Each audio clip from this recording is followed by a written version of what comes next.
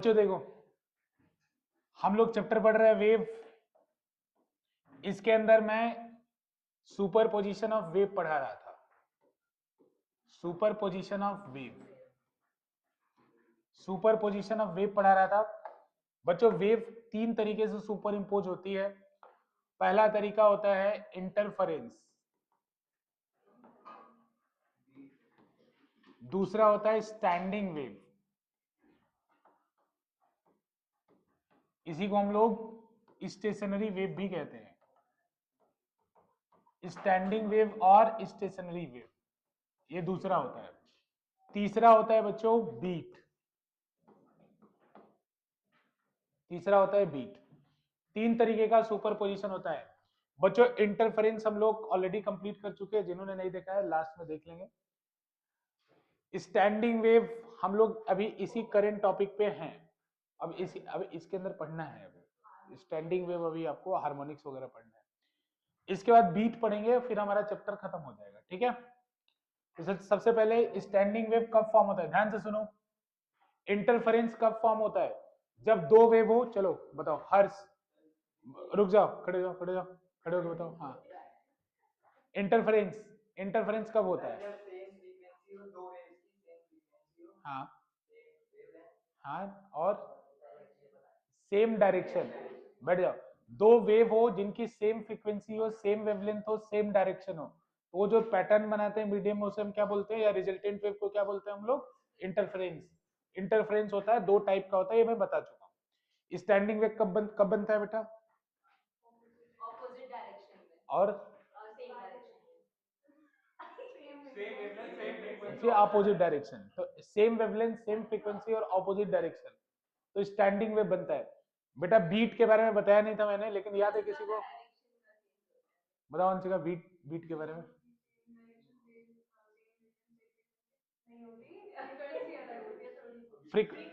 Same direction, same wavelength, लेकिन frequency में थोड़ा सा चेंज हो, तो बीट का फॉर्मेशन करते हैं। ठीक है ना, तो सर बीट का हम लोग डेमोन्स्ट्रेशन भी आपको दिखा सकते हैं यहाँ पे।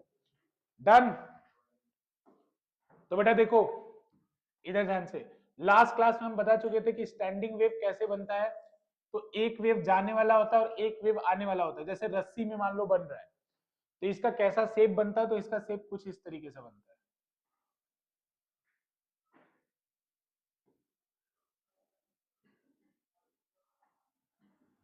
ऐसा बनता है ये। ठीक है ना, स्टैंडिंग, कल हमने वीडियो भी देखा था इसका, स्टैंडिंग वेव का फॉर्मेशन ऐसे होता है। तो बच्चों ये जो पॉइंट है ये नोड कहलाता है, और ये जो पॉइंट है ये क्या कहलाता है? Anti node. ये नोड और ये एंटी नोड। ठीक है ना, ये नोड, ये एंटी नोड, समझ में आ रहा है? ये हमने लास्ट क्लास में देख लिया था। नोड और एंटी नोड बनता है। अब बंद कर लो जरा, अभी मत पढ़ो, अभी मत पढ़ो। बता बेटा, एक नोड और एक एंटी नोड के बीच में क्या डिस्टेंस होता है?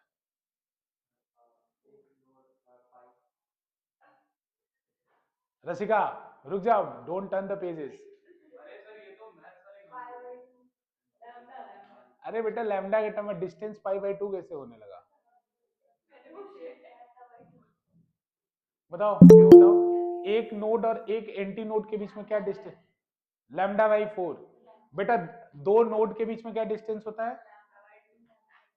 दो नोड के बीच में डिस्टेंस होता है लैम्डा बाई 2। दो लगातार नोड के बीच में डिस्टेंस होता है लैम्डा बाई 2। दो लगातार एंटी नोड के बीच में डिस्टेंस होता है लैम्डा बाई 2। एक लगातार नोड और एंटी नोड के बीच में डिस्टेंस क्या होता है? Lambda by 4। ठीक है ना, ये हम लोग देख चुके हैं बेटा। तो इसमें हाँ 2 पाई वो तो ठीक है वैसे ही। देखो बेटा यहाँ पे हम लोग सबसे पहले पढ़ने वाले हैं standing wave in string. Standing wave in string,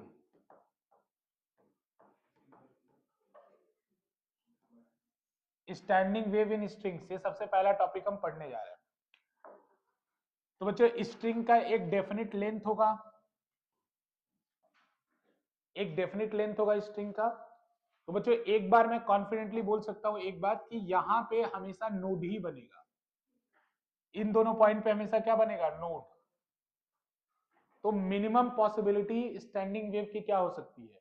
minimum possibility ऐसी हो सकती है बच्चों, इस तरीके से ऐसा बने, आप लोग कल के वीडियो में देखा भी था आपने कि मिनिमम पॉसिबिलिटी ऐसा बने, ये मिनिमम पॉसिबिलिटी है। तो बेटा मिनिमम पॉसिबिलिटी है, तो इसमें जो लेंथ ऑफ स्ट्रिंग है वो किसके इक्वल होगा? तो बेटा इस मिनिमम पॉसिबिलिटी में लेंथ ऑफ स्ट्रिंग जो होगा वो लैम्डा बाई 2 के इक्वल होगा, क्योंकि दो नोड के बीच में है ना, दो ही नोड है ना, तो लैम्डा बाई 2 के इक्वल होगा। तो देखो बेटा अगर इसको समझ लोगे तो याद नहीं करना पड़ेगा, नहीं तो फॉर्मूला याद करना पड़ता है। तो दो वेव के बीच में लेंथ किसके इक्वल होगा? लैम्डा बाई 2 के। तो लैम्डा किसके इक्वल होगा? 2l के। ठीक है बेटा, तो हम यहाँ क्या देख रहे हैं, जैसे गिटार होता है, गिटार को जब आप अलग अलग तरीके से क्लिक करते हो तो साउंड अलग अलग आता है।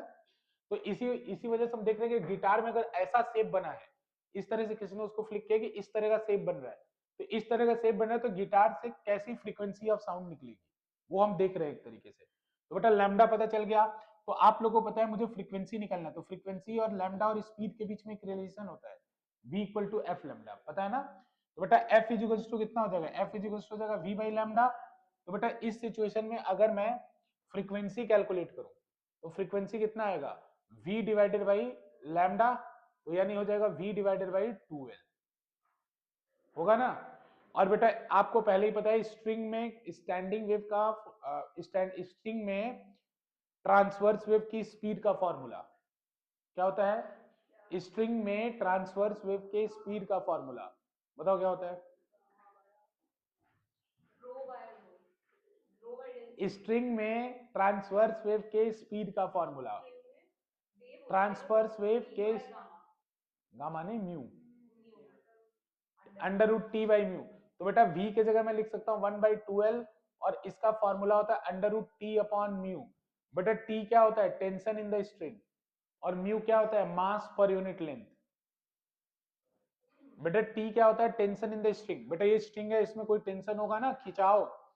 और बेटा म्यू क्या है? मास पर यूनिट लेंथ। तो ये पहली फ्रीक्वेंसी है जो यहाँ पे दिखाई पड़ी, ये f1 है। जब इस तरीके से आप इसको क्लिक करेंगे तो बना लीजिए, देखो हैबिट हो जाएगी तो तुम अपने से बना लोगे फॉर्मूला, इसलिए बस एक दो बार अभी बना के बता रहे हैं।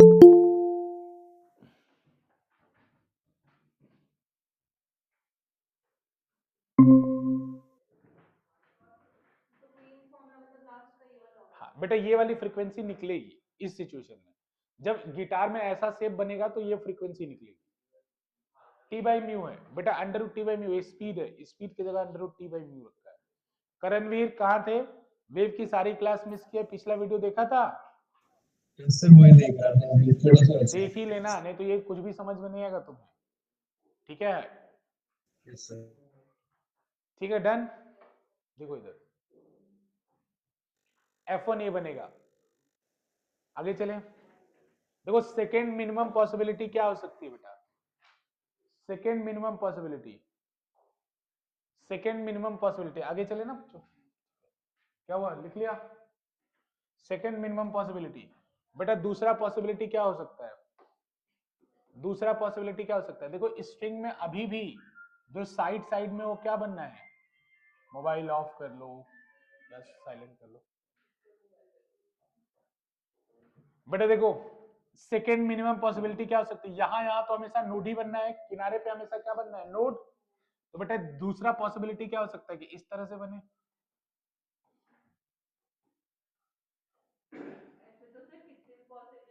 अरे तो हाँ ना, तो दो तीन करने के बाद ट्रेंड समझ में आ जाएगा ना, तो ट्रेंड को कॉपी कर लेंगे। अभी तो बस दो कर रहे हैं। तो बताओ इस सिचुएशन में जो वेवलेंथ होगा वो किसके बराबर होगा?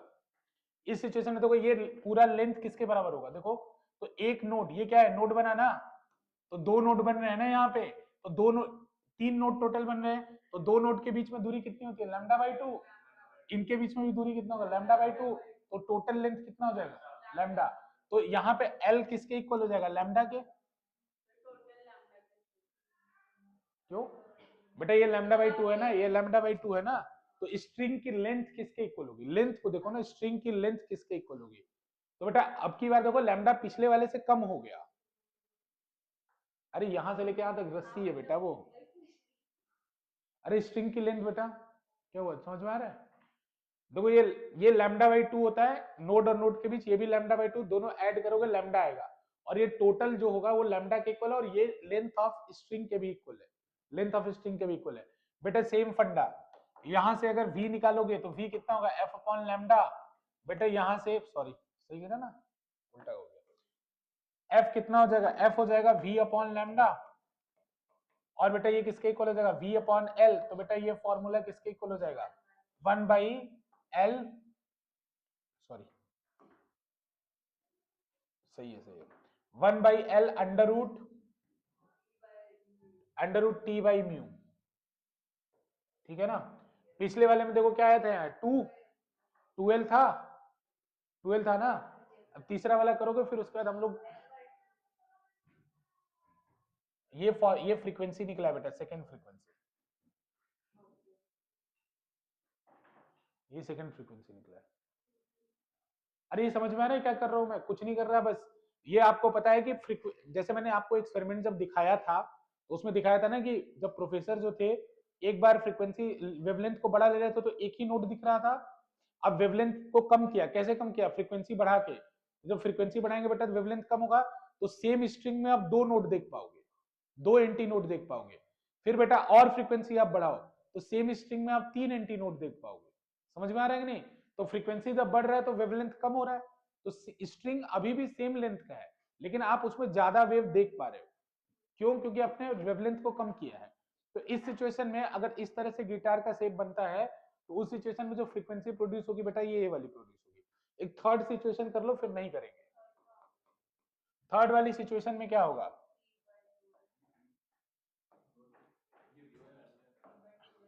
क्या होगा बेटा, बोलो बोलो बोलो बोलो।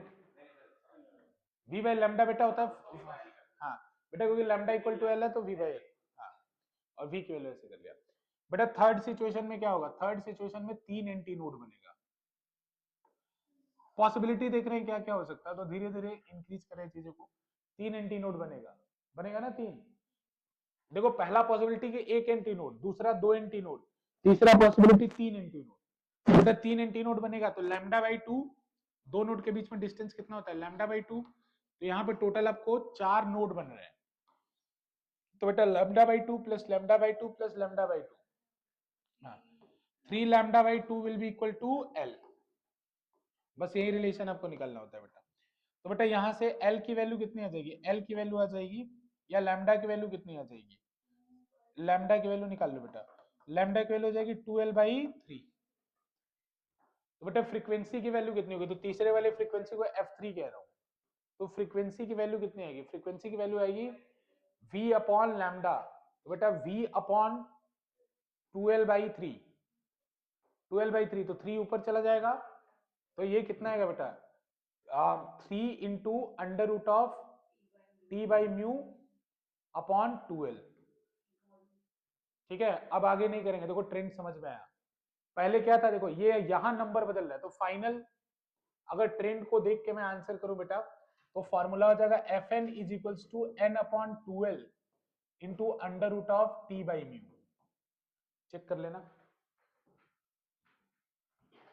पहले में एन की वैल्यू 1 आई थी बेटा, तो एन की वैल्यू 1 आई थी तो 1 upon 12 into under root T by mu आया था। दूसरे में बेटा एन की वैल्यू 2 आई थी तो 2 2 कट गया था तो यहाँ 1/l आया था। तीसरे वाले में देखो बेटा फिर से आ गया 3 आ गया तो ये हाँ, तो बेटा ये देखो ये फाइनल फॉर्मूला 3 अपॉन, ये जनरल फॉर्मूला हो गया। तो इसको बच्चों अब नाम दे देते हैं हम लोग,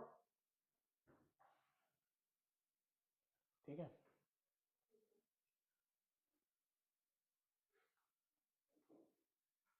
देखो बनाना सीखो क्योंकि एग्जाम में ना फॉर्मूला भूल जाएगा, हमेशा भूल जाता है।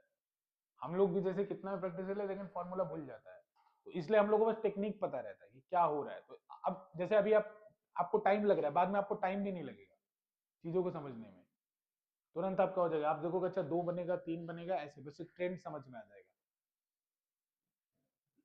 ठीक है बच्चों, बताओ तो क्या हुआ बेटा, एन क्या है, एन देखो बता रहा हूँ ये नंबर ऑफ हार्मोनिक्स है। अभी बता रहा हूँ, रुक जाओ अभी लिखेंगे अभी बस लिख लो, अभी बताता हूँ बेटा, ठीक है ना। देखो पीछे ये, ठीक है लिख लिया ना अभी, हाँ। देखो बेटा इसको बोलते हैं फर्स्ट हार्मोनिक, ये जो अभी पहला डायग्राम बनाया है इसको बोलते हैं फर्स्ट हार्मोनिक, यानी पहली इस तरह की फ्रीक्वेंसी इसमें मिलती है, इसको बोलते हैं फर्स्ट हार्मोनिक। तो क्वेश्चन आएगा कि फर्स्ट हार्मोनिक की फ्रीक्वेंसी बताओ, तब ये जो पीछे आया था बेटा उसको हम लोग बोलते हैं, दूसरा जो आया था इसको हम बोलते हैं सेकेंड हार्मोनिक, ये जो आया था इसको हम कहते हैं सेकेंड हार्मोनिक, सेकेंड हार्मोनिक। तो बेटा देखो सेकेंड हार्मोनिक फर्स्ट हार्मोनिक का डबल होता है, तो इसी, और थर्ड हार्मोनिक फर्स्ट वाले का ट्रिपल होता है, तो उसको फंडामेंटल हार्मोनिक भी कहते हैं। ये जो पहले वाला आया था ना बेटा इसको फंडामेंटल हार्मोनिक भी कहते हैं। फंडामेंटल क्यों कहते हैं, इसी का मल्टीपल मिलता है, फंडामेंटल हार्मोनिक भी इसको कहते हैं बेटा।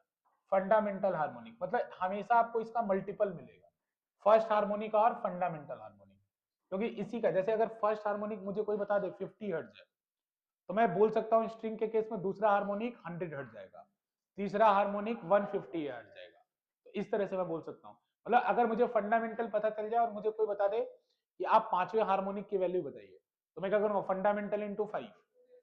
हाँ, तो इसे करके बेटा आप सॉल्व कर सकते हो। तो ये जनरल फॉर्मूला हो गया, अगर फॉर्मूले के टर्म में निकालना बेटा तो ये जनरल फॉर्मूला हो गया। देखो ये रटते हैं बच्चे, कोई जरूरत नहीं रटने का, तुम बस समझ लो एक बार ये फॉर्मूला कैसे आया, ठीक है ना। तो इसमें बेटा इवन और ऑड दोनों हार्मोनिक्स प्रेजेंट होते हैं। इवन और ऑड का मतलब है कि फंडामेंटल फ्रीक्वेंसी का इवन मल्टीपल भी प्रेजेंट होता है और ऑड मल्टीपल भी प्रेजेंट होता है। तो जैसे बेटा फंडामेंटल 50 था तो उसका डबल भी प्रेजेंट था, उसका ट्रिपल भी प्रेजेंट था, तो इवन और ऑड हम कहते हैं कि इस केस में बेटा इवन और odd both multiples are present, ठीक है ना। इसी में एक वर्ड होता है बेटा उसको ओवरटोन कहते हैं, ओवरटोन, ओवरटोन। तो जैसे फंडामेंटल है, फंडामेंटल के बाद जो दूसरा होगा उसको कहेंगे फर्स्ट ओवरटोन,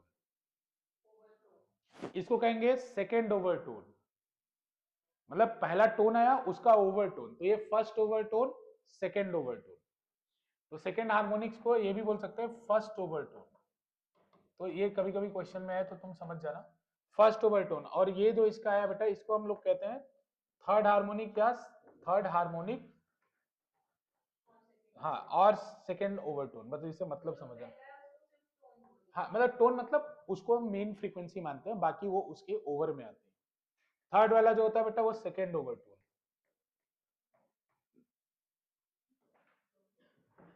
ठीक है। आरुष लिख लिया, फर्स्ट ओवरटोन सेकेंड ओवरटोन, ठीक है। नहीं नहीं 50 बोला था बेटा, तो वो तो n की वैल्यू जब 1 रखोगे, सुनो सुनो जो बेटा, जो मैंने अगर मान लो मैंने बोला फंडामेंटल फ्रीक्वेंसी 50 है, तो बेटा n की वैल्यू 1 रखो, तो n की वैल्यू 1 रखने के बाद जो अब आया क्या, वो क्या है, 50 है। तो मतलब आप इसको ऐसे लिख सकते हो, fn is equals to n into fundamental frequency, इसको f नॉट कहना चाहो या 1 कहना चाहो तो कह सकते हो, समझ में आया ना। f नॉट मतलब फंडामेंटल का मल्टीपल है ना बेटा, n की वैल्यू 1 रखोगे तो फंडामेंटल वाला आ जाएगा, उसका मल्टीप्लीकेशन है ये, ठीक है, क्लियर है। हाँ तो ऐसे मतलब अगर समझना चाहो तो ये उसका मल्टीपल होता है, f1 का मल्टीपल सारा आगे मिलेगा आपको, ठीक है, डन। तो बच्चे ये स्ट्रिंग में होता है, ऐसे ही बेटा ऑर्गन पाइप होता है, ऑर्गन पाइप, ठीक है ना। हेडिंग डालो दूसरा, ऑर्गन पाइप, ऑर्गन पाइप, हाँ, standing wave in organ pipe, standing wave in organ pipe,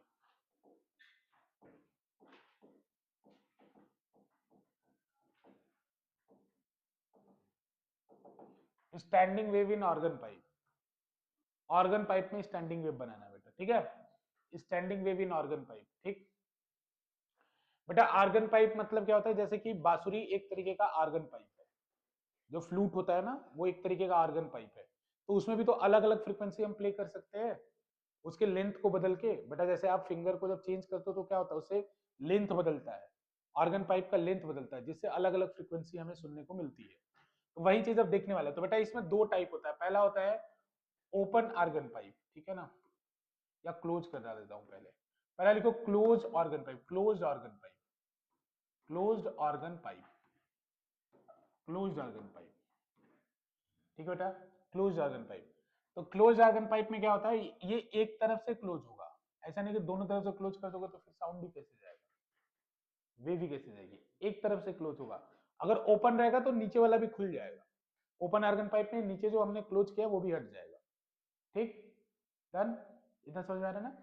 अब एक इतना याद रखना बेटा, जो क्लोज इंड है हमेशा वहां पे नोड बनेगा, जो क्लोज इंड है वो वहां पे हमेशा क्या बनेगा, नोड, और जो ओपन इंड है हमेशा वहां क्या बनेगा, एंटी नोड। तो चलो बेटा, तो यहाँ पे मिनिमम पॉसिबिलिटी क्या है, यहाँ पे एंटी नोड बनाना है, यहाँ पे नोड। बेटा मिनिमम ऐसे बना सकता हूँ, मिनिमम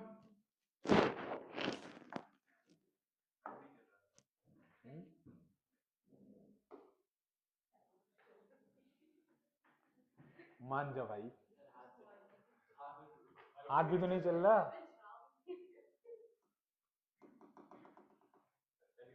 उसने भी कर दिया, बस हो गया। सर उधर चला तो है वो, उधर क्यों नहीं? सर पीछे वाली साइड यूज करो साइलेंस। अरे बोर्ड नीचे, बोर्ड नहीं चला, हैंग हो रहा है। वाह सर मुक्का मार दो।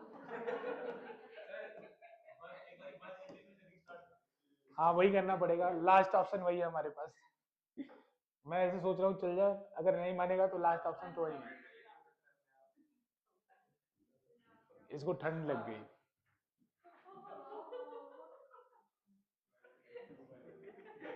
ए गधों,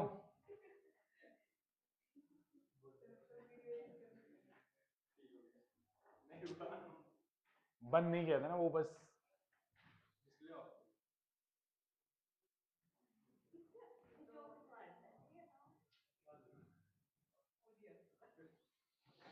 हे भगवान।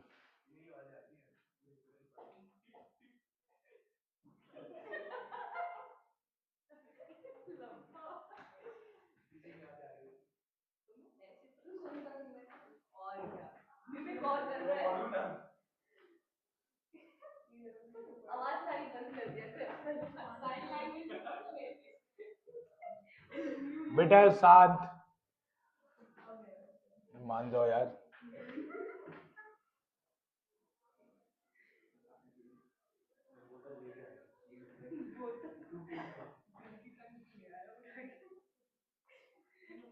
भाई वाटर इनटेक पूरी चाहिए, उसके साथ ही खराब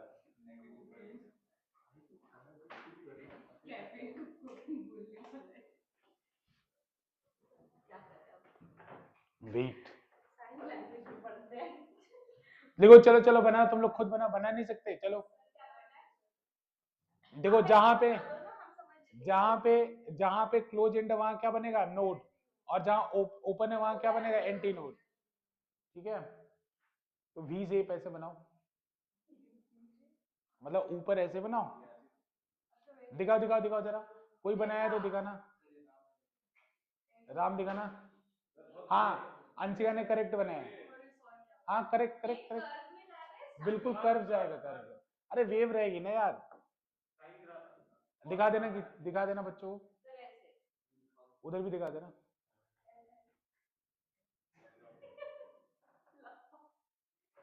वो वाला क्वेश्चन नहीं है 10th क्लास का, जिसमें कोई सिलेंडर में कोन डाल देते हैं।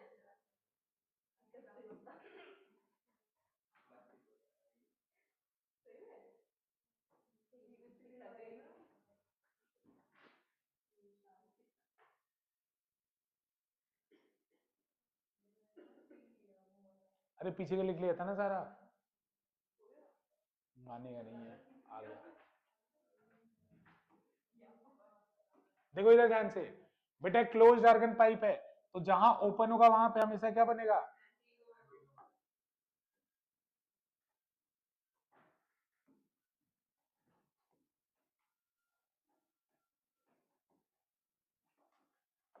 ठीक है। तो बच्चों देखो, एक नोड और एंटी नोड के बीच में, ये एंटी नोड बना है, इसके बीच में डिस्टेंस क्या होता है, कितना होता है, लैम्डा बाई 4 ना। तो बेटा ये जो length of the organ pipe है, वो length of the organ pipe वो किसके इक्वल होगा, तो बेटा यहां से लैम्डा की वैल्यू कितनी आएगी, 4l, क्यों 4l आएगी ना, लैम्डा की वैल्यू 4l आएगी बेटा। तो बेटा यहां से फ्रीक्वेंसी निकालो, पहली फ्रीक्वेंसी f1 कितना आएगा, v upon lambda, v equal to F lambda होता है ना, तो पहली फ्रीक्वेंसी क्या आएगी, v अपॉन लैम्डा, क्या हुआ आरुष, तो बेटा v अपॉन लैम्डा है तो कितना होगा, v अपॉन 4l,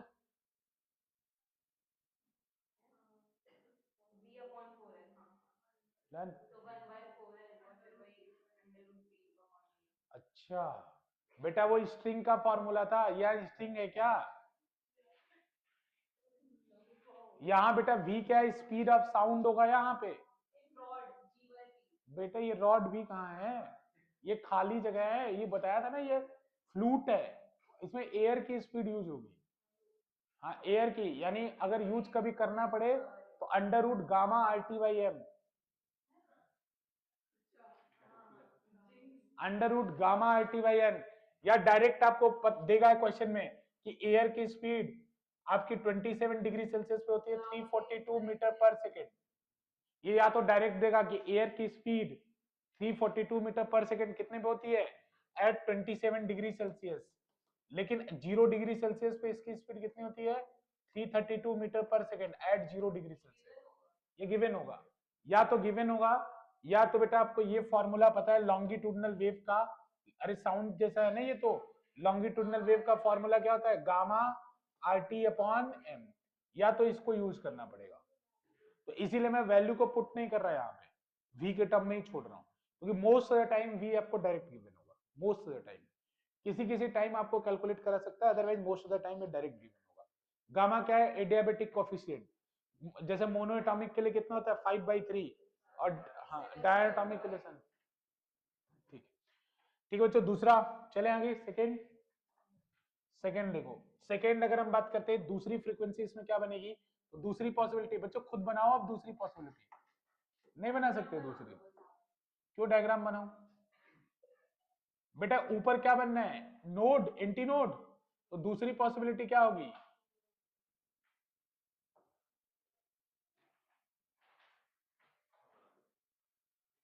ये दूसरी पॉसिबिलिटी बनेगी। बेटा बीच में एक नोड आएगा ऐसे, क्या यार, यहां नोड बना था, एक और नोड बीच में आ जाएगा, इसके अलावा कोई पॉसिबिलिटी है तो बताओ। नीचे नोड बनाना है, ऊपर एंटी नोड, ये फिक्स है, इसके बीच में आप चेंज करना, तो यही चेंज हो सकता है। थोड़ा अच्छे से बनाना बना लेना, तो मैं नहीं बोला। तो बेटा यहां देखो, length of the organ pipe किसके इक्वल होगा, तो बेटा दो नोड के बीच में दूरी कितनी होती है, λ/2, λ/2, और एक नोड और एंटी नोड के बीच में λ/4, तो बेटा L इज इक्वल्स टू कितना हो जाएगा, λ/2 प्लस λ/4, तो कितना आएगा 3 λ/4, तो लैम्डा की वैल्यू कितनी आएगी, lambda is equals to 4L/3, 4L/3।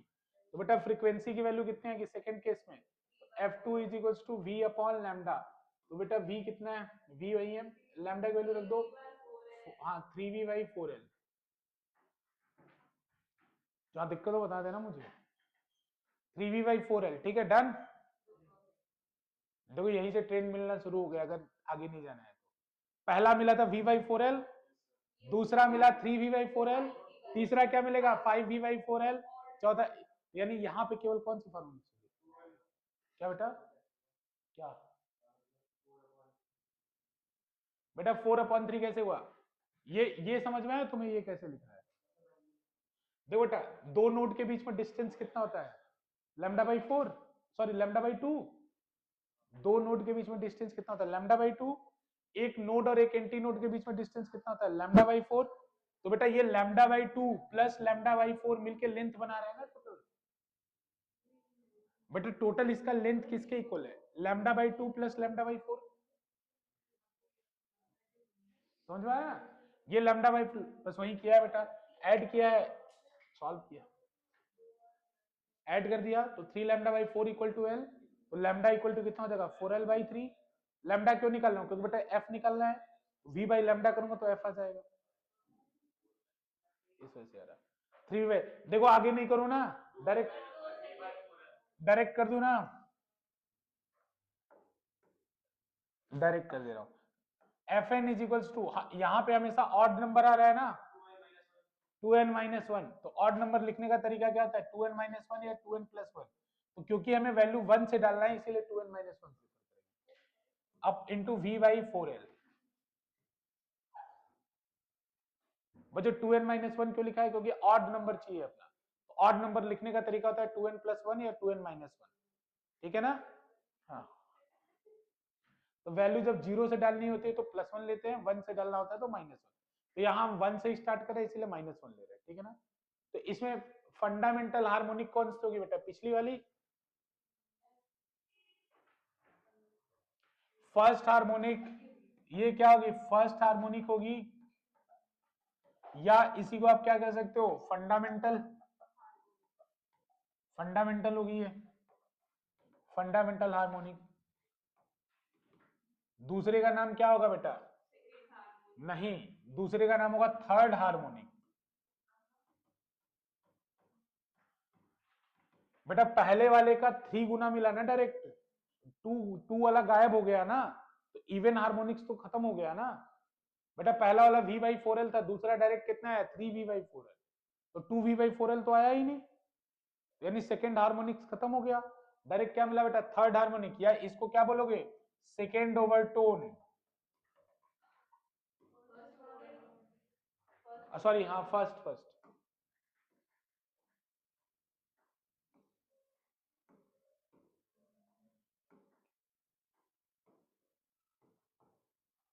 बताओ डन, अरे समझ में आ रहा है ना, बना, बोलो बोलो क्या हुआ, तो डाउट है बताओ, हाँ बताओ बताओ बताओ बताओ। देखो बेटा पहला वाला फ्रीक्वेंसी मान लो 50 है, पहला वाला फ्रीक्वेंसी, तो पहला फ्रीक्वेंसी कितना था, V/4L। बेटा दूसरा फ्रीक्वेंसी 3 से मल्टीप्लाई हुआ ना, हाँ तो थर्ड हुआ, हाँ हाँ नहीं, लेकिन बेटा देखो इसका इवन मल्टीपल वाला तो नहीं मिला ना, जैसे उसका दोगुनी फ्रीक्वेंसी नहीं मिलेगी, अब उसकी सीधी तीसरी मिलेगी। जैसे 50 है तो सीधे कितना मिलेगा, 150, सीधे कितना मिलेगा, तो 50 इंटू 5 250, लेकिन 50 है तो 100 नहीं मिलेगा, 200 नहीं मिलेगा। तो इसमें केवल ऑड हार्मोनिक्स प्रेजेंट होते हैं। ऑड हार्मोनिक्स मतलब पहले वाले का ऑड मल्टीपल प्रेजेंट होता है, पिछले वाले में पहले वाले का इवन और ऑड दोनों मल्टीपल प्रेजेंट, इसलिए थर्ड हार्मोनिक सिग्नल। समझ में आ रहा है ये, हाँ। बेटा देखो अब अगला चलते हैं, ठीक है, डन बच्चों, डन बच्चों। तीसरा, तीसरा केस स्टैंडिंग वेव, अच्छा ओपन आर्गन पाइप है ना, इसी का बी पार्ट, ए नंदो, ओपन आर्गन पाइप,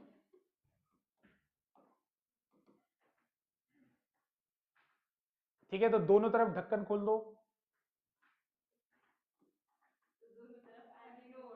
तो दोनों तरफ एंटीनोड बनेगा, समझदार हो तुम लोग। मिनिमम पॉसिबिलिटी क्या होगा, मिनिमम पॉसिबिलिटी क्या होगा, एक नोड आएगा, करेक्ट।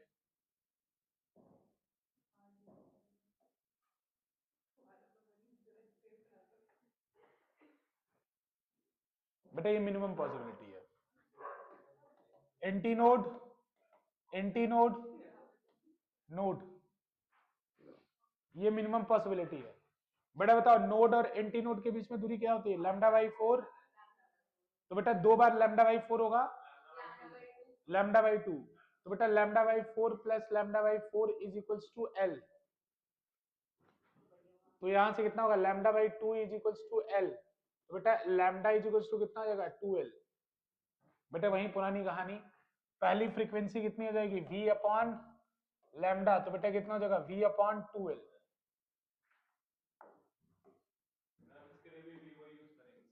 हाँ V के लिए सेम यूज करोगे, एयर होगा तो 3 दिया होगा, या तो बेटा वो वाला फॉर्मूला गामा RT/m। ये तो पहले वाला ही हो गया जो स्टार्टिंग में उसका पहला था, चलो देखते हैं। अब अगला देखो, इसका सेकंड केस है, पहला वाला केस है ना, इसमें सेकंड केस देखो, मैं ये इसलिए बता रहा हूं, मैं डायरेक्ट फॉर्मूला लिख सकता हूं लेकिन तुम भूल जाओगे, लेकिन ऐसे याद रखोगे तो कभी जीवन भर नहीं भूलेगा तुम्हें हार्मोनिक्स, ठीक है। दूसरा,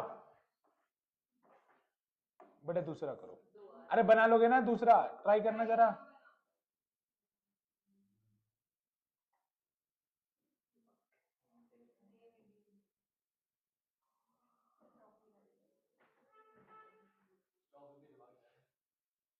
हो गया डन। दूसरा ये बनेगा antinode, node, node, antinode, antinode node node, देख लो क्या गया, अरे बीच में भी एक एंटीनोड बनेगा ना, नोड, हाँ 2 एंटीनोड, 3 एंटीनोड आएंगे, अरे बीच वाला एक लिखा नहीं है, ये भी तो एंटीनोड ही है, एंटीनोड नहीं है बीच वाला, करेक्ट।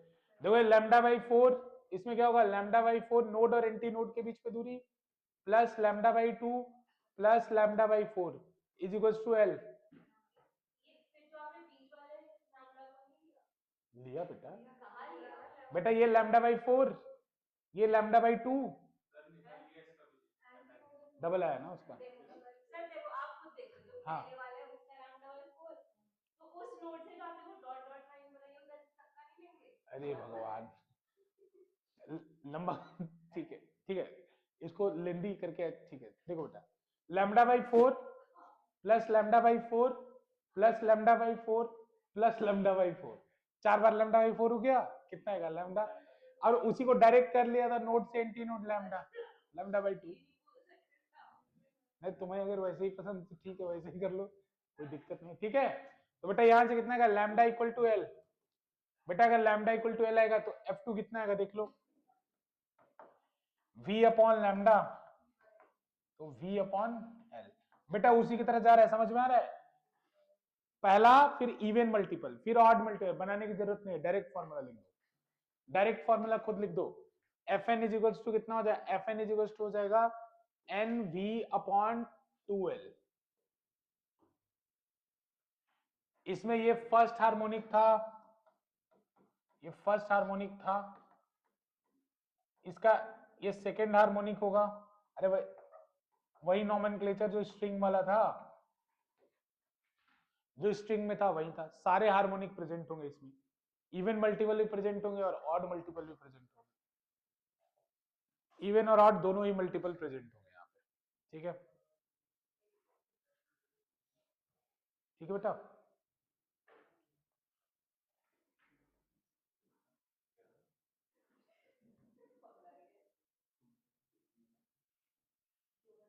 कोई बात नहीं, चलो चलो ठीक है। अरे आज तुम्हें समझ में आ रहा है ना, समझ में आ रहा है ना तुमको, ये लिख ले, जल्दी करो जल्दी करो बेटा, डन, समझ में भी आ रहा है तुमको, नहीं आया पूछ लेना फिर, ठीक है बेटा डन, NV/2L, ठीक है। देखो ऑर्गन फाइबर न्यूमेरिकल आएगा, कर लोगे इनके ऊपर, करके देखिए, बस इतना ही है, एक और बीट सोच रहा हूँ करा दूं, तो बस फिर चैप्टर खत्म ना, चैप्टर खत्म हो जाएगा ना।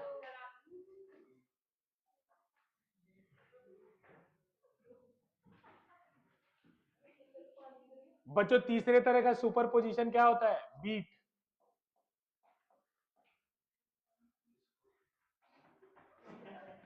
ए, तीसरे तरह का सुपर पोजिशन क्या होता है, beat.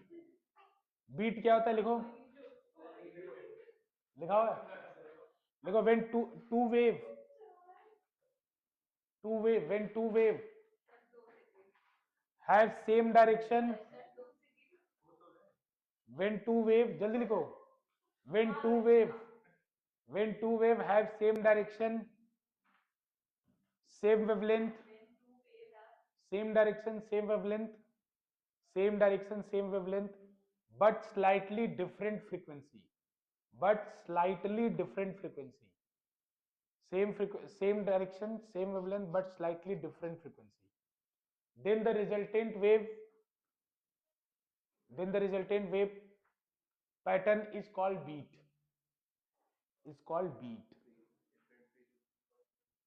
different frequency, then the resultant wave pattern is called beat, ठीक है। सबको पता है कैसे होगा ये, देखो इधर ध्यान दो बेटा, एक वेव है y1 इज इक्वल्स टू, एक वेव है y1 is equals to a sin kx minus omega 1t,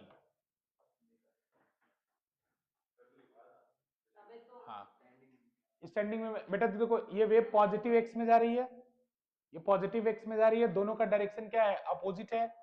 बेटा एक और वेव लेना है, तो y2 is equals to a sin kx, के सेम क्यों ले रहा हूं, क्योंकि वेवलेंथ सेम है, माइनस ओमेगा 2t। बेटा डायरेक्शन सेम रखना है, डायरेक्शन सेम रखना है, इसलिए साइन सेम रखना है, ये पता है ना, पीछे बताया था, डायरेक्शन सेम रखना है इसलिए साइन सेम लिख रहा हूं, अगर डायरेक्शन अपोजिट रखना होता तो बीच में प्लस कर देता। ये देख लेना वीडियो अगर नहीं देखा है तो एक बार लास्ट क्लास में। अब देखो बेटा रिजल्टेंट वेव क्या बनेगा, रिजल्टेंट वेव के लिए दोनों को प्लस कर दो, y1 प्लस y2, बेटा इसमें ए कॉमन ले लो, sine C plus sine D का फॉर्मूला लगा दो, तो कितना होगा साइन के x minus omega 1t plus sine के एक्स माइनस ओमेगा 2t। देख लो फॉर्मूला भूल गए सबको, देख तो पहले cos आता है sin आता है। ये सब लोगों को बोल रहा हूँ, देखो पेज टर्न कर रहा है सब। Obvious है sin A two A sine C plus D by two, बच्चों sine C plus D by two, sin के तो कितना होगा cos के x minus omega 1 plus omega 2 by 2 into T. sin के cos w to अरे ये समझ में आया क्या हो रहा है? तो cos किधर गया? अरे आगे अभी लिख रहा हूं, पहले ये तो देख लो, sine C plus D, sine C plus D into cos, बेटा माइनस करना है, माइनस करूंगा के एक्स कट जाएगा, तो कितना आएगा omega 1 minus omega 2 by 2 into T. के एक्स कट जाएगा, ये आएगा। ये खुद से करके देख लिया करो एक बार अगर इस सब में डाउट हो तो। Sine C plus sine D का फॉर्मूला पता है ना सबको? सर आपने बताया। बताया था मैंने लास्ट क्लास में।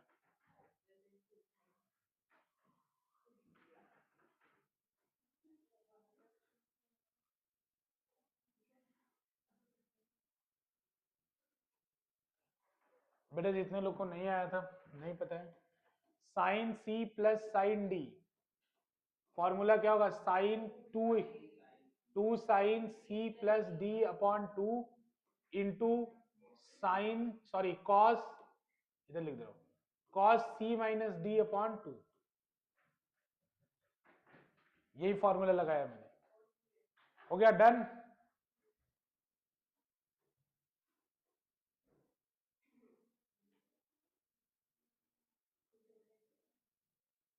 ठीक है,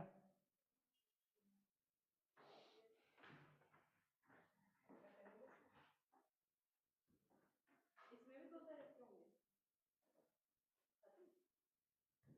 ये आप लोग को उतना पढ़ना नहीं है, उतना पढ़ना नहीं है। देखो इसमें मैं कोई खतरनाक बन सकता था, ए बी अलग अगर अलग अलग कर देता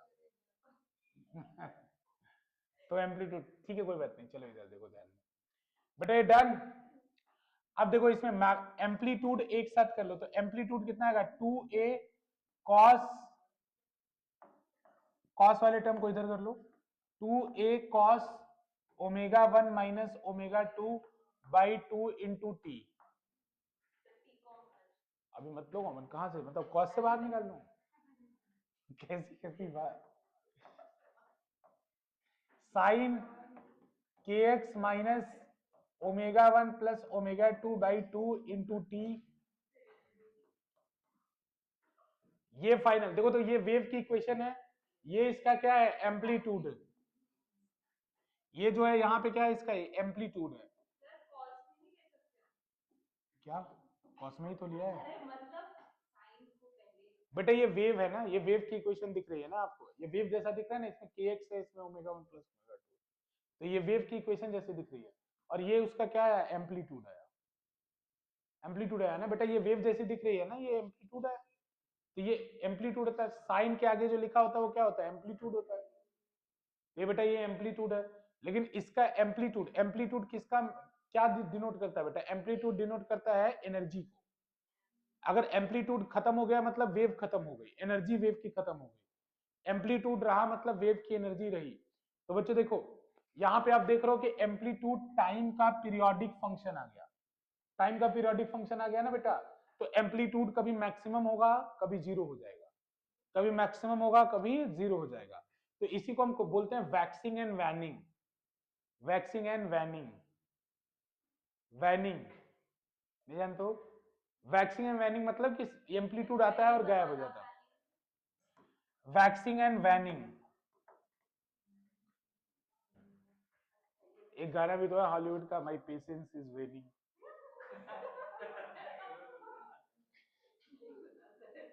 सर चला दो आप। मुझे उससे मतलब नहीं, मुझे पता नहीं, मैंने ऐसे सुना था थोड़ा बहुत। बोन्स का शायद। हाँ हाँ बोन्स का, करेक्ट करेक्ट। हाँ उसका वो ऐसे क्योंकि फिजिक्स दिख गई मेरे को, वैनिंग, मैंने बोला अच्छा चलो इधर भी आ गया, ठीक है ना। तो बच्चों वैक्सिंग और वैनिंग, ए ए बंद करो अंशिका, बंद करो। there are shorts with this. ठीक है, अब 2 मोबाइल दो मुझे। मेरे पास है ही मेरे पास मोबाइल है। अरे मोबाइल एक एक्सपेरिमेंट करके देखेंगे, आ जाओ इधर, तुम भी आ भी जाओ, सर कैमरा बंद करो। मत शुरू।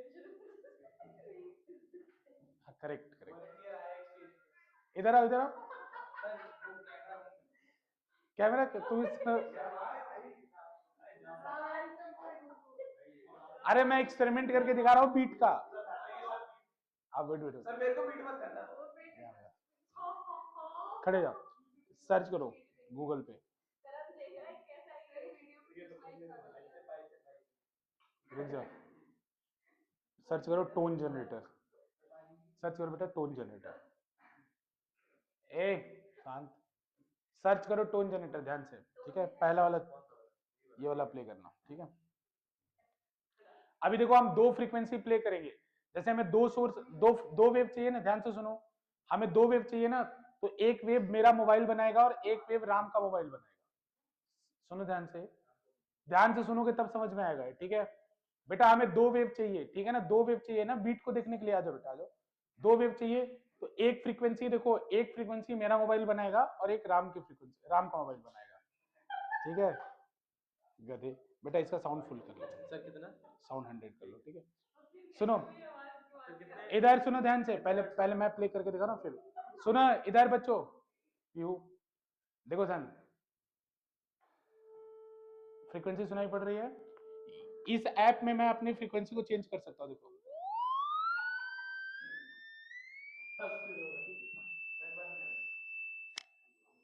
समझ में आ रहा है, फ्रीक्वेंसी को चेंज कर सकता हूँ ना मैं यहाँ पे, देखो और चेंज, अभी 2650 हर्ट्ज है,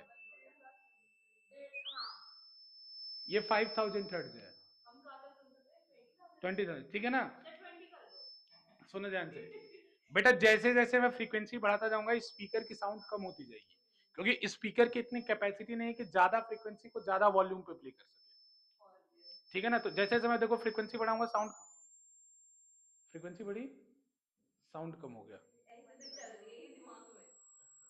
समझ रहे हो कि नहीं समझ रहे हो। तो अभी हम एक फ्रीक्वेंसी सेट कर लेते हैं जो सबसे तेज सुनाई पड़ रहा है,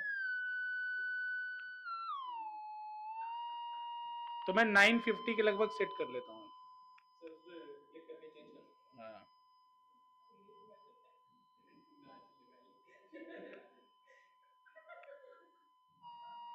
सुनो अब ध्यान से बेटा, सुनो मैं अभी जो फ्रीक्वेंसी प्ले कर रहा हूँ वो 950 है, ठीक है ना।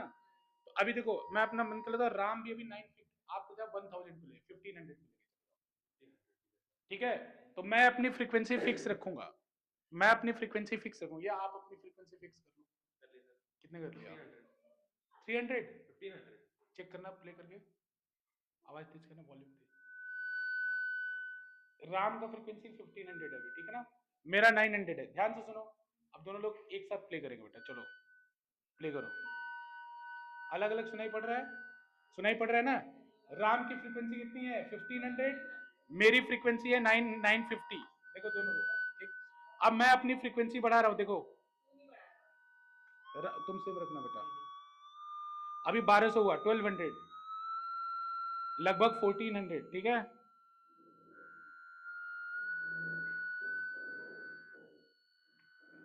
सेम है बट अलग है। सेटिस्फाइंग। रुको रुको, कितना आ रहा है बेटा? 1500 है? 300 सर उस पर आप क्लिक करके नहीं नहीं वो रुकेगा नहीं सर। अरे नहीं, ये यूज करा था ना हमने, वो एक प्रोजेक्ट था उसके लिए, क्विज के लिए। ए रुको,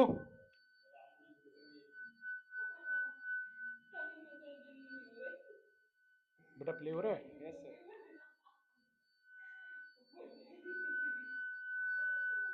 ये वैक्सिंग मैन डोनाल्ड ट्रम्प के वो बच्चे। बेटा एक डायरेक्शन करो, डायरेक्शन नहीं करो, यस सर। देखो इसमें क्या होगा, वैक्सिंग और वैनिंग क्लियरली सुनाई नहीं पड़ रहा। एक बार और पढ़ो। तुम्हें क्या दिख रहा है? देखो साउंड आ रहा है और जा रहा है ना। अरे ऐसे नहीं आ रहा है फिर जा रहा है, ध्यान से सुनो। देखो हो रहा है नहीं हो रहा है, खड़े खड़े बंद कर दिया मैंने, तो अभी राम की फ्रीक्वेंसी प्ले हो रही है। अभी देखो राम ऑन करो, ये सी देखो मैंने भी ऑन किया, आ रहा है और जा रहा है ना। तो देखो मेरी फ्रीक्वेंसी अभी 1498, राम की फ्रीक्वेंसी है 1500। तो जब ऐसे, ठीक है बेटा बैठ जाओ। दो ही तो डिफरेंस है। हाँ, दो का डिफरेंस, यानी अगर थोड़ा डिफरेंस होगा बच्चों, अगर थोड़ा डिफरेंस होगा तो आपको साउंड आता और जाता हुआ दिखेगा। इसी फिनोमेना को हम लोग क्या कहते हैं? बीट कहते हैं। इसको हम लोग बीट बोलते हैं। बीट का मतलब साउंड आ रहा था और जा रहा था, ठीक है ना, पीरियोडिकली साउंड का आना और जाना, इसी को बीट कहते हैं। इसको हम वैक्सिंग और वैनिंग भी कहते हैं, मतलब जब आना और जाना उसको, ठीक है। ठीक, वैक्सीन से पहले आने को हाँ देखो बीट फ्रीक्वेंसी कहते हैं किसको है, तो जो डिफरेंस होता है उसको न्यू बीट कहते हैं, ठीक है ना। जो बीट, या इसको मैं अगर फ्रीक्वेंसी को एफ से डिनोट कर रहा हूं तो आप एफ ही कर लो। F beat is equals to कितना होगा? F beat is equals to या तो nu one minus nu two होगा, या तो nu two minus nu one होगा। अरे एफ वन माइनस,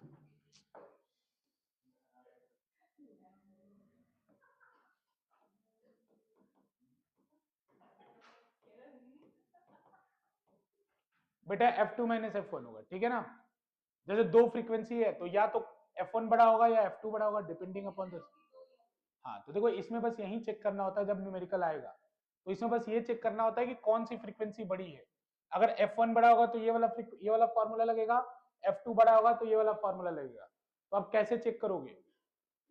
तो देखो न्यूमेरिकल करके बताता है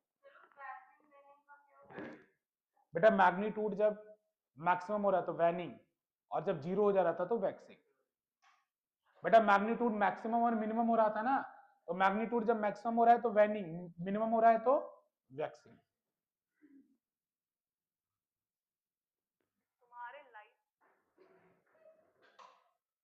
एनसीईआरटी लाए आप लोग? फिजिक्स के एनसीईआरटी लाए हो? निकालो।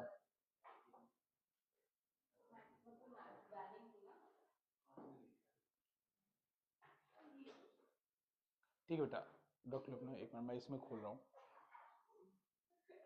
जल्दी बुक निकाल ली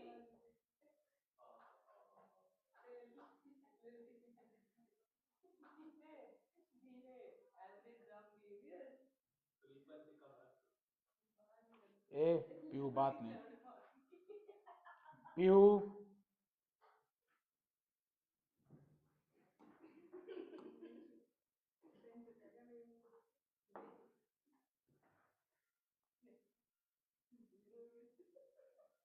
ठीक है, इधर देखो।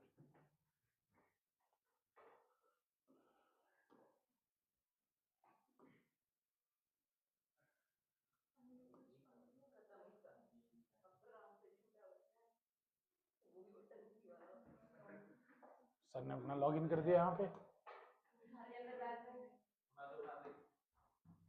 उठाता ही है, पता ही है तू उठाता है।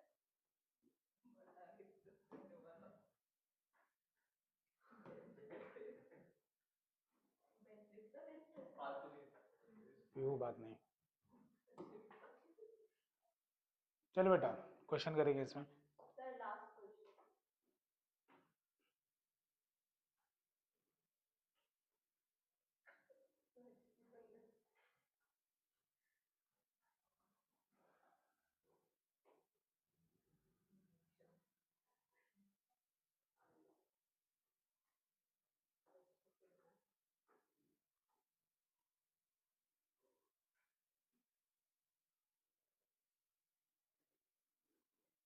रिफ्लेक्शन ऑफ साउंड में बता चुका ना, देखो हार्मोनिक्स बता चुका हूँ सारे में बच्चों, हार्मोनिक्स बता चुका हूँ, ठीक है ना, देख लेना बुक में बता दिया। अभी मैं बीट के ऊपर एक क्वेश्चन करा रहा हूँ, देखो ये वाला क्वेश्चन, क्वेश्चन 14.6 पढ़ लो एक बार। Two sitar string A and B playing note धा।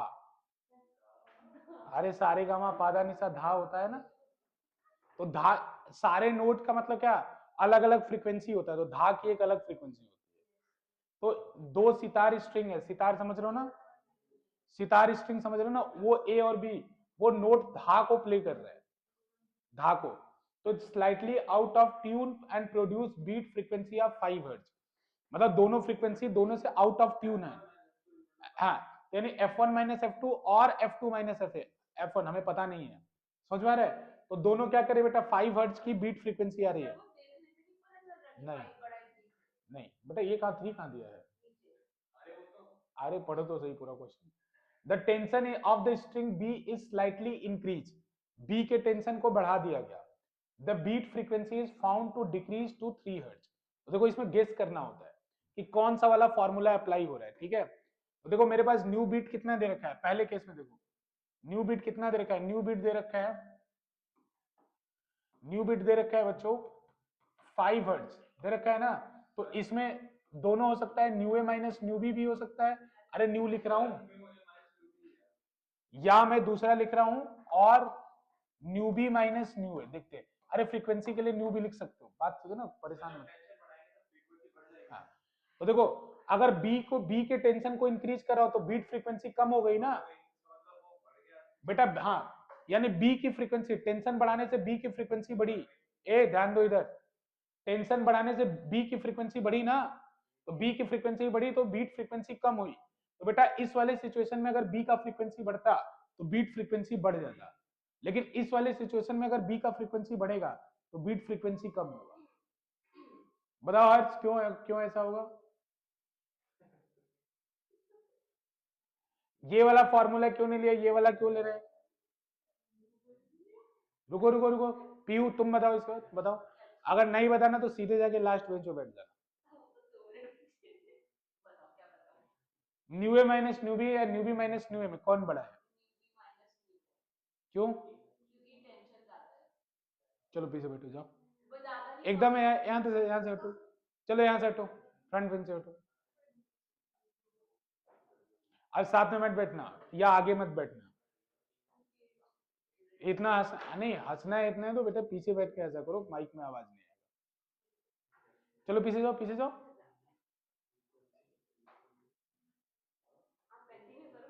नहीं नहीं जाओ, पहले बैठो वहां पे, फिर बताएंगे। नहीं चलो लास्ट में, सबसे लास्ट में बैठो। चलो अंशिका तुम बताओ, न्यू ए माइनस संगत से, देखो संगत से लॉस होता है, उसको उसको उसको पीयू को कोई फर्क नहीं पड़ा, तुम्हें फर्क पड़ना चाहिए, ठीक है, उसको तो करियर की चिंता नहीं है। देखो इधर न्यू ए माइनस, देखो बेटा दो फॉर्मूले होता है 5 हर्ट्ज, तो ये वाला भी हो सकता है, ये वाला भी। हमें कैसे पता चला? देखो तो स्ट्रिंग को टाइट किया तो बी की फ्रीक्वेंसी बढ़ने पर बीट फ्रीक्वेंसी कम हो गई। तो बेटा इस फॉर्मूले में अगर बी की फ्रीक्वेंसी बढ़ेगी तो बीट फ्रीक्वेंसी बढ़ेगी, लेकिन इस फॉर्मूले में देखो अगर बी की फ्रीक्वेंसी बढ़ेगी तो बीट फ्रीक्वेंसी घटेगी। तो बेटा इस सिचुएशन में फ्रीक्वेंसी बढ़ाने पर बीट फ्रीक्वेंसी कम हो रही है, मतलब ये वाला फॉर्मूला लगेगा। जब बीट का क्वेश्चन आएगा तो यही आपको जज करना होगा कि कौन सा वाला फॉर्मूला लगेगा।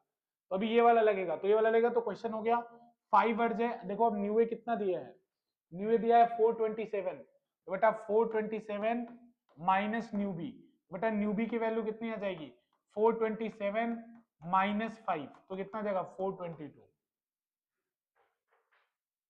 समझ में आया ना, 422 हर्ट्ज आ जाएगा, ठीक है ना।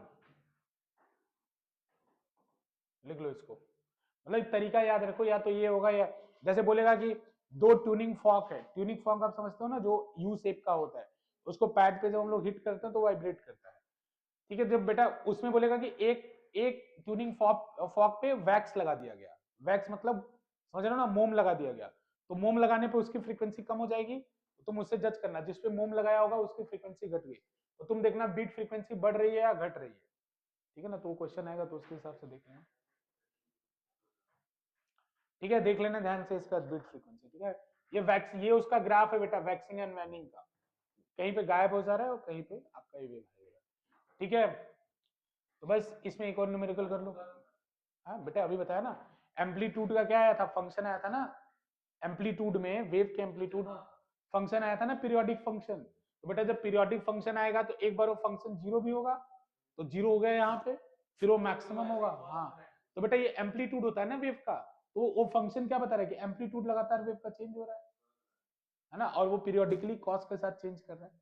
इस वजह से देखो कॉस का ग्राफ है कि नहीं, यहाँ देखो कॉस का ग्राफ है, तो कॉस के हिसाब से चेंज हो रहा है वो फंक्शन, ठीक है ना, तो उसका कोई दिक्कत नहीं।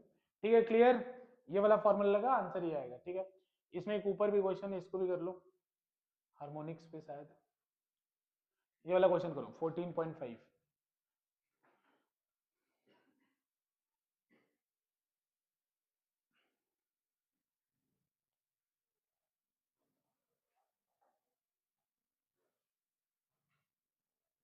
ऊपर इंड है तो दोनों हार्मोनिक्स मिलेंगे, ऑड भी और इवन भी।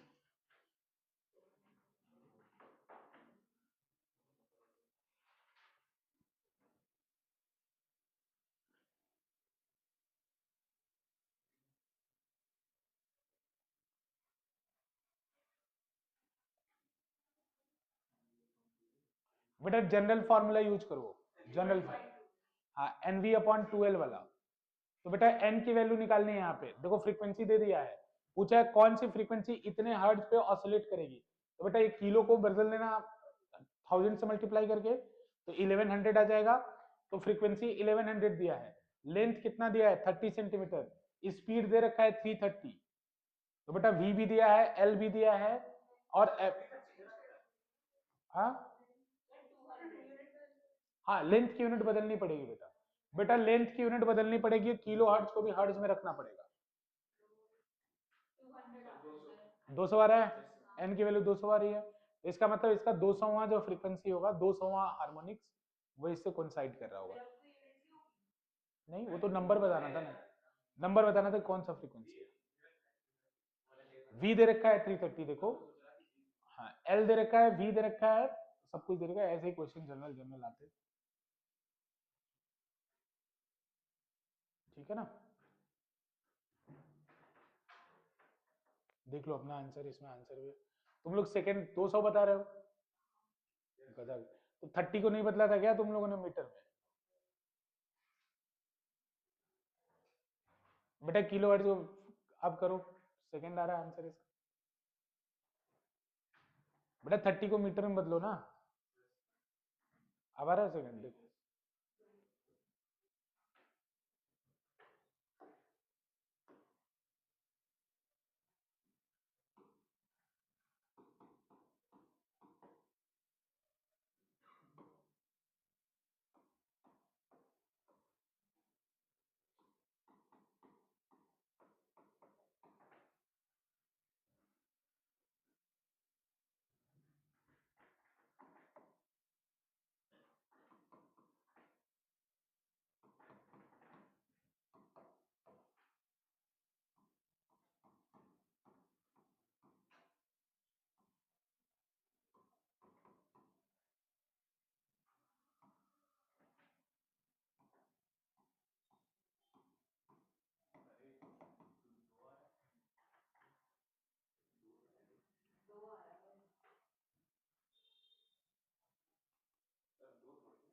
दो ही है, दो ही है, एन की वैल्यू 2 ही है, देख लो बेटा, सही है आंसर, 2 ही है। क्यों आरुष बताओ, नहीं बेटा फॉर्मूला यूज किया डायरेक्ट, कौन सा formula, F is equals to N V upon 2L, F की वैल्यू दे रखी है 1.1 किलो हर्ट्ज, तो इसको 1000 से मल्टीप्लाई कर दूंगा तो हर्ट्ज में आ जाएगा, सॉल्व कर दो फिर।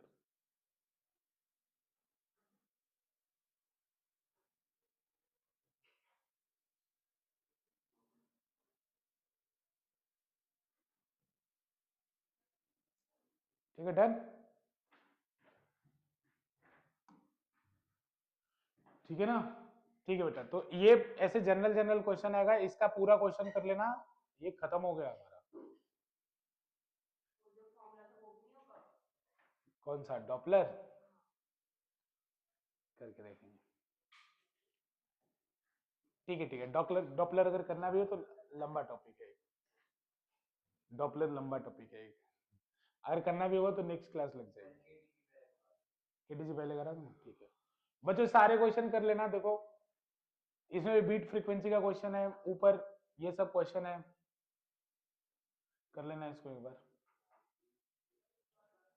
होमवर्क रहेगा, मैं चेक करूंगा 11th क्लास सबसे ज्यादा बेकार क्लास चल रही है होमवर्क के मामले में। एक कितना क्वेश्चन दे दूं बताओ, अपने मर्जी से बता दो कितना क्वेश्चन दे दूं।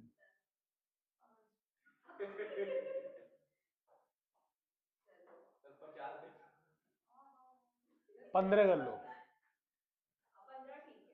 15 कर लो, 15 क्वेश्चन करके आने एनसीईआरटी, ठीक है। ठीक है, जाओ क्लास डिसमिस, ठीक है बच्चों जाओ।